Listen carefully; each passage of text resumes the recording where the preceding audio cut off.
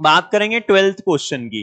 Now the 12th question is again assertion reason है, gravitational force between two particles is negligibly small compare to the electrical force. यहाँ electrical force होता है वो gravitation force की तुलना में strong force है, तो ये बात तो सही है, असर्शन वाली बात तो बिल्कुल सही है।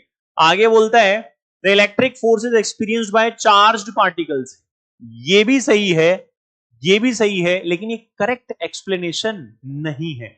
एक्चुअल में हुआ क्या कि जो डिफरेंस बहुत ज्यादा आया इलेक्ट्रिक फोर्स और ग्रेविटेशन फोर्स में, वो आया कांस्टेंट की वजह से। जी जो होता है वो 10 टू द पावर -11 के ऑर्डर का होता है, और वहां जो के होता है वो 9 इंटू 10 टू द पावर 9 के ऑर्डर का होता है। थोड़ा बहुत चेंज होता है, लेकिन थ्योरेटिकली आप अभी समझ सकते हैं, जब आप नेक्स्ट क्लास में देखेंगे ना इलेक्ट्रिक फोर्स क्या होता है, तो वहां आपको और अच्छे समझ में आएगा। जो ग्रेविटेशनल फोर्स होता है ना, ये होता है Gm1m2/r², और जो इलेक्ट्रिक फोर्स होता है ना, ये होता है KQ1Q2/r²।